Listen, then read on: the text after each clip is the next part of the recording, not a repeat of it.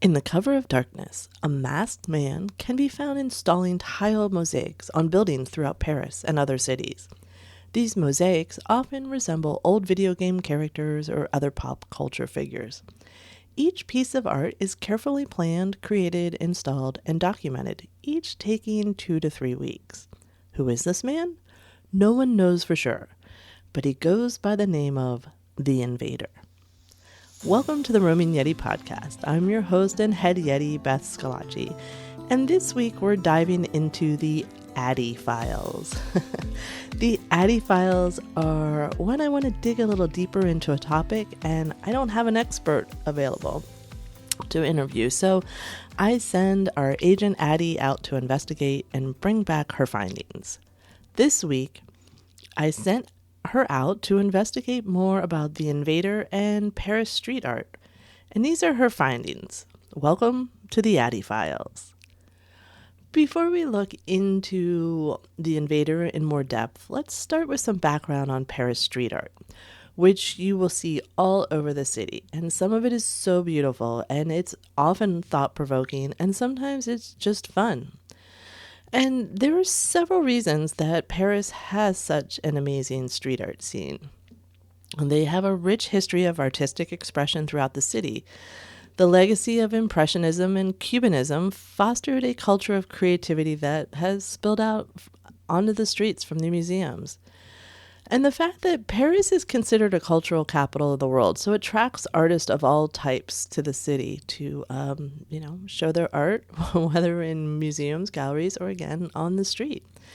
And the varied architectural styles and neighborhoods offer such a diverse canvas for street artists. If you listen to my We Were in Paris episode, I talked about how you would walk down the street, turn a corner, and just, the change in architecture and the history in front of you and so forth. So I can definitely see how these different neighborhoods and each personality of the neighborhood really does leave this diverse canvas for street artists to enjoy and sort of play with. And street art is often an expression of political and social activism, which Paris has a long history of allowing artists to spark dialogue and engage in conversations. And also, while some may view street art as vandalism, Paris has developed a certain tolerance and acceptance of street art as art. Now, mind you, not all street art is legal in Paris. There are regulations that must be followed, and there are legal areas for the street art. So there definitely is still vandalism in the city, but, a lot of the street art you see is approved and in proper areas. And lastly, another reason it has an amazing street art scene is it's such a tourist city, and the street art just adds to the city, and it appeals to the tourist. I for one, can attest to that.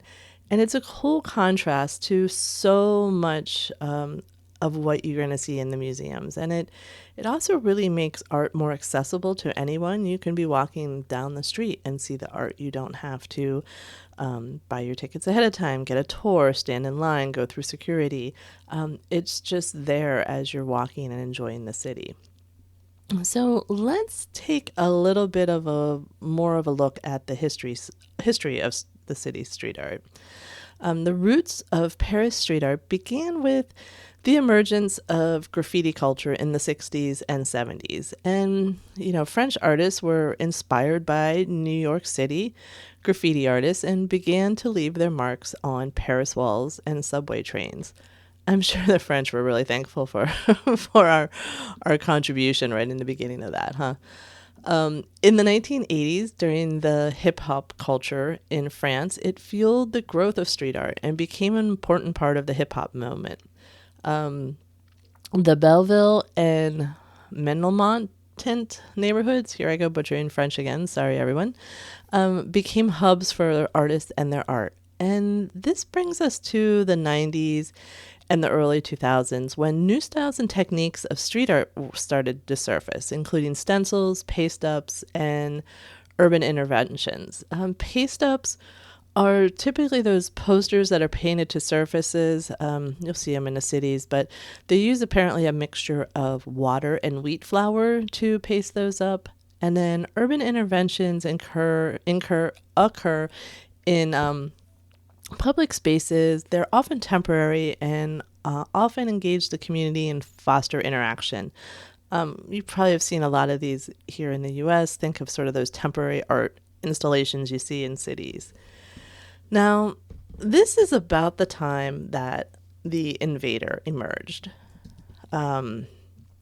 So during the 2000s, Paris began to recognize street art as a legitimate art form, with kicking off some initiatives to actually provide spaces for artists to create murals legally. And, if you listen to the Paris episode, you heard me talk about the Invader. But Addi went a little more in depth to get a little more background on him and his art for us. And if you didn't listen to that episode, why didn't you? No, just kidding. But why didn't you? Honestly, go listen to it when you're done here. In that episode, I mentioned the art of the anonymous French street artist and activist, the Invader. And his art is located on buildings throughout the city. His work can be found in cities across the globe, actually, but Paris features the most, with approximately 1,200 pieces of art throughout Paris. His art is often made of small ceramic and glass tiles, allowing him to make mosaics with the style of an 8-bit arcade game. He was born in 1969, and the Invader became well known in the 1990s by creating these pixelated works of art that draw inspiration from video games, popular icons, and street culture in general. So some of the characters and elements that you can see in his work are Space Invaders, Pac-Man, Super Mario, Teenage Mutant Ninja Turtles, David Bowie, Darth Vader, Mona Lisa, Olympic rings, and so much more. While his specific process is a secret, it has been revealed that his steps do include a few things. First, location scouting. He conducts research on potential locations, identifying the right type of walls, facade, and public spaces for his mosaics. He takes into account visibility, accessibility, and also the potential impact that location has. That's what he evaluates. Then there's design. With a location selected, the Invader designs what will be installed there and creates his signature pixelated characters. The size, the colors, and design take into account his location that he has selected. And then he creates the mosaics. This is done usually by using glass and ceramic tiles. He builds the mosaic and adheres it to a backing material so it's ready for installation at night. The next step is his installation. He transports the mosaics to a specific location in the cover of darkness to avoid unwanted attention while installing and make sure the art is securely attached to the wall. He then documents the piece through photographs and videos, and he does this to serve as evidence of authenticity because, of course, being famous, people have decided to copycat, but he makes sure that he posts things that give him that authenticity after he installs it. Now, of course, not everyone is a fan, and as some authorities consider his work vandalism, while some cities embrace his work, others view it as illegal, and he has faced legal accountability in addition to worldwide recognition and praise. And even now, people have attempted to remove his artwork and thus destroying the tiles in the process, which in itself is considered theft and vandalism.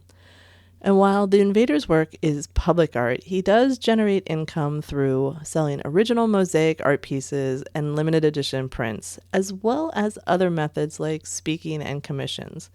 When he speaks, he usually has a mask on, or in the videos, they pixelate out his face, so no one's quite sure who he is. But in addition to everything else he does, he has been involved in numerous philanthropic activities by promoting social causes and raising funds for nonprofits. He even supported the healthcare workers during COVID by organizing an online auction of limited edition artwork. So, we're a fan. We're a fan here. If you're in a city that features the Invader's work, there is an app for your phone called Flash Invaders that allows you to quote unquote collect photos of his work worldwide. I didn't use it on our trip, but it's definitely something I will try next time. We do have a lot of pictures of his art on our cameras, on our phones. It's just really fun to look for, and it's really cool looking. But one of my favorite pieces of information that Addi brought back for me is that his parents don't even know what he does. They think he works in the construction industry as a tiler. So he really is anonymous. Probably a few people know, but even his parents aren't sure.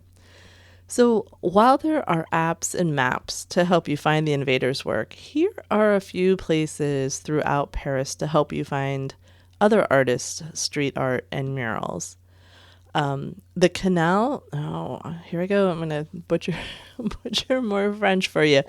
The Canal Saint-Denis in the north of Paris features a street art avenue, which is a special project where artists are invited to paint along the canal. So you can walk along the canal and see up on the wall all these cool murals.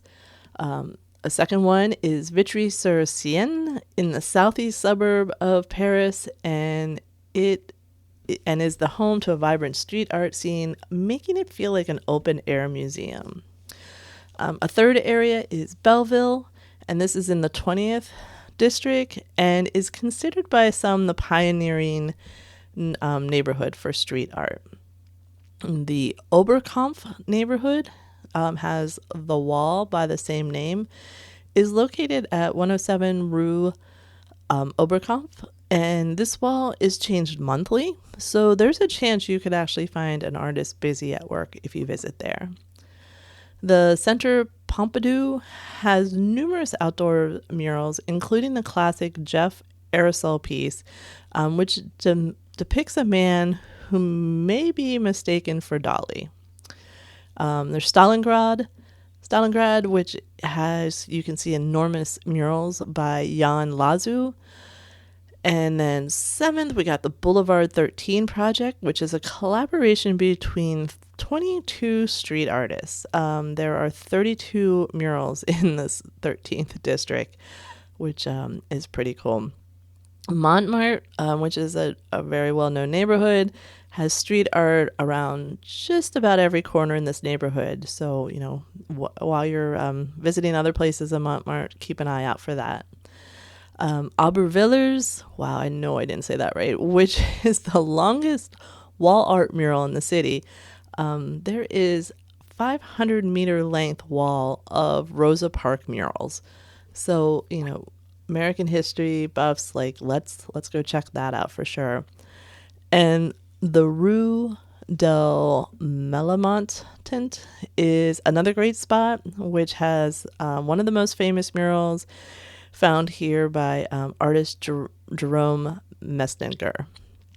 And so you don't have to go to Paris to enjoy street art. The town I live in, Frederick, Maryland, has many murals to enjoy while you walk through the downtown. So get out there and check out what the street art you can find in your neighborhoods, around you. And next time you see street art, don't dismiss it just because it isn't in a museum or gallery. Take a moment to take it in and enjoy it and appreciate it for what it is. Well, that is the case closed on the Invader and Paris street art. Thanks to Agent Addi for putting together this brief for us. Stay tuned to see what mission I send Addi on next. I would love to hear if you like this episode and want to hear more like it. Also, if there is a topic you want Addi to investigate, let me know, and I will send her off on her next mission. Until then, thanks for joining me. I hope these episodes inspire you to get out and roam, even in your own neighborhood. Please subscribe so you don't miss future episodes, and if you like what we're doing here, please leave a rating and review. Also, to help support us, please head to yeti2shop.com to pick up some Roaming Yeti merch and sign up for our newsletter to join us in our monthly bingo challenge. Talk to you soon, and keep roaming.